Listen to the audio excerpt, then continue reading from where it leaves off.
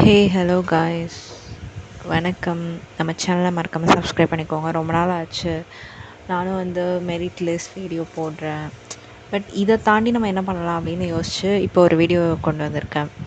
நீங்கள் ஜிடிஎஸாக ஜாயின் பண்ணுறீங்க அப்படின்னா உங்களோட நெக்ஸ்ட்டு கரியர் பார்த்து என்னவா இருக்கும், நீங்கள் என்னவா ஆகலாம், என்னென்ன எக்ஸாம்ஸ் இருக்குது, டிபார்ட்மெண்ட் எக்ஸாம்ஸ், அதை பற்றி தான் நம்ம டிஸ்கஸ் பண்ண போகிறோம். டிபார்ட்மெண்டல் எக்ஸாம்ஸ் வழியாக நீங்கள் கண்டிப்பாக ஒரு ஜிடிஎஸ்ஸாக இருக்கீங்க, ஒரு அந்த குறிப்பிட்ட எக்ஸ்பீரியன்ஸ் இருக்குது, உங்களுக்கு இன்ட்ரெஸ்ட் இருக்குது, அடுத்தடுத்த லெவல் போகணும் அப்படின்னா கண்டிப்பாக டிபார்ட்மெண்ட் எக்ஸாம்ஸ் ஒரு பெஸ்ட் ஐடியா. இப்போ நீங்கள் 3 இயர்ஸ் கம்ப்ளீட் பண்ணியிருக்கீங்க அப்படின்னா நீங்கள் எம்டிஎஸ் அது மாதிரி போகலாம். எம்டிஎஸ் ஆகணும் அப்படின்னா அது ஜான் ஃபஸ்ட்லேருந்து தான் கணக்கு எடுத்துப்பாங்க. நீங்கள் 3 இயர்ஸ் கம்ப்ளீஷன் இருக்கணும் அப்படிங்கிற மாதிரி. 3 இயர்ஸ் கம்ப்ளீட் பண்ணிட்டீங்க அப்படின்னா நீங்கள் கண்டிப்பாக எம்டிஎஸ் எக்ஸாம் எழுதலாம். அதுக்கான ஆப்பர்ச்சுனிட்டிஸ், அந்த ஃபார்ம்ஸ், அது எல்லாமே உங்களை தேடியே வரும். அந்த அவேர்னஸ் உங்களுக்கு கண்டிப்பாக இருக்கும். நிறைய பேர் தெரியப்படுத்துவாங்க, அந்த மாதிரி எக்ஸாம்ஸ் இருக்குது. நம்ம ஹையர் அஃபிஷியலே சொல்லுவாங்க, இந்த மாதிரி இருக்குது, ட்ரை பண்ணுங்கள் அப்படின்ற மாதிரி. ஸோ அது இப்போ உங்களுக்கு 3 இயர்ஸ் இருந்தது அப்படின்னா கண்டிப்பாக எம்டிஎஸ். இல்லை எனக்கு 5 இயர்ஸ் நான் ஜிடிஎஸ்ஸாக இருந்துட்டேன், அது என்னவா வேணால் இருக்கலாம், பிபிஎம், ஏபிபிஎம், டாக்ஸேவா, எது வேணால் இருக்கலாம். 5 இயர்ஸ் கம்ப்ளீட் பண்ணிட்டீங்க அப்படின்னா நீங்கள் கண்டிப்பாக போஸ்ட்மேன் எக்ஸாம் எழுதலாம். இல்லை இதுக்கு முன்னாடி பார்த்தீங்கன்னா 5 இயர்ஸ் பிஏ எக்ஸாம் இருந்தது, இப்போ 8 இயர்ஸாக மாற்றிட்டாங்க.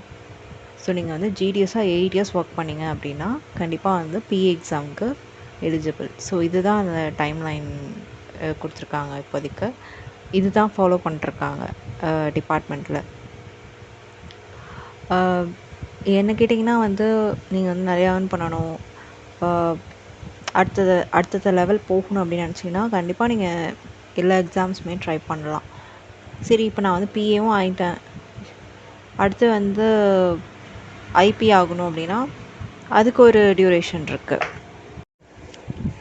நீங்கள் கண்டிப்பாக 8 இயர்ஸ் ஆகுது நீங்கள் பிஏவாக ஒர்க் பண்ணியிருக்கணும் அப்படின்னா நீங்கள் கண்டிப்பாக பிஏ கேடர் சொல்லுவாங்க, அது எஸ்பிஎம்மாக இருக்கலாம், இல்லை வேறு பிஏ ஸ்டாஃப்ஸாக கூட இருக்கலாம். அப்போ நீங்கள் கண்டிப்பாக ஒரு ஐபி எக்ஸாமுக்கு நீங்கள் கண்டிப்பாக எலிஜிபிள். உங்களுக்கு ஒரு நல்ல ஸ்டேபிளான இன்கம், நல்ல க்ரோத் இருக்கும். சடனாக இருக்காது, but you have to wait few years இல்லை நீங்கள் நிறைய ஸ்பெண்ட் பண்ணுற மாதிரி இருக்கும். எனக்கு இந்த மாதிரி ஸ்டெப் பை ஸ்டெப்பாக போனால் போதும் அப்படிங்கிறவங்களுக்கு இது ஒரு நல்ல சான்ஸு. நிறைய பேர் அப்படி தான் இருப்பாங்க அந்த மைண்ட் செட்டில். ஸோ நீங்கள் ஜிடிஎஸ்ஸாக ஜாயின் பண்ணிட்டீங்க, இங்கேயே இருக்கா அப்படின்னு கண்டிப்பாக இல்லை. எக்ஸாம்ஸ் எழுதி நம்ம அடுத்தடுத்த ஸ்டெப்புக்கு போகலாம். அதனால் நான் என்ன சொல்கிறேன்னா, வேறு ஆப்பர்ச்சுனிட்டிஸ் இருக்குது, நமக்கு கிடைக்கிது அப்படின்னா கண்டிப்பாக நீங்கள் ட்ரை பண்ணுங்கள், அது வழியாக போக பாருங்கள். இந்த வீடியோ உங்களுக்கு கண்டிப்பாக யூஸ்ஃபுல்லாக இருக்கும்னு நினைக்கிறேன். மறக்காமல் நம்ம சேனலை சப்ஸ்கிரைப் பண்ணிக்கோங்க.